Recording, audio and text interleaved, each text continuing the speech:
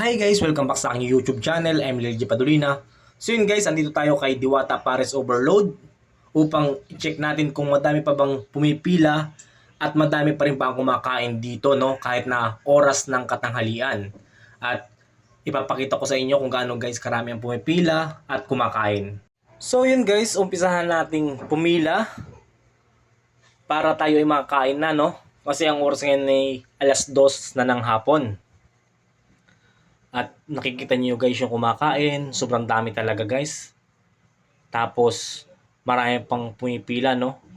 At ito guys yung tauhan ni Diwata, naghihiwa ng dahon ng sibuyas.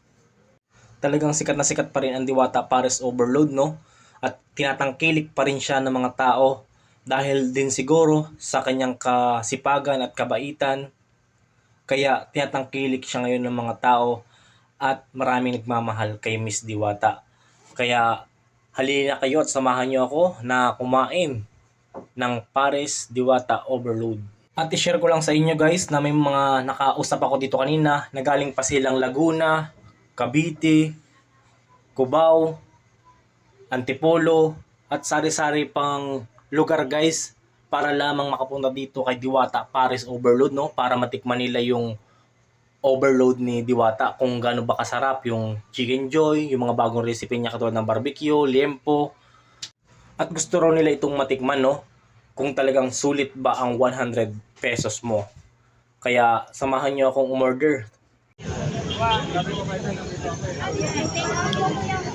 Madam, sabi ni Diwata hiring daw na 5 lalaki. Totoo ba yun? Yes po. Hiring talaga siya, sir. Pwede ako mag-apply kaya? Yes po, pasado ka, sir. Baka mamaya kailangan dun, college graduate eh. Magkano ba yung Hindi po, overload? kailangan dito mga macho. mga grade 1. Ano to? Ano to? Maghuhugas lang ng plato. Ay, plato. Tigawgas lang ng plato, sir. Thank you. Saan ako kukuha? Dito. Kailan mo ba? Hindi, yung overload. Ay, overload boss. Overload. Thank you. Ito pala eh. Overload. Saan didiretso sa baw? Doon. Six lang po. Malagyan. Sir, pahingin na ako sir. Ay, Parating niya. kanin? Pwede. Ayan na, sir. Ganun pala yun. Para naka-record. Ay, boss, okay lang humingi. Ayun, thank you.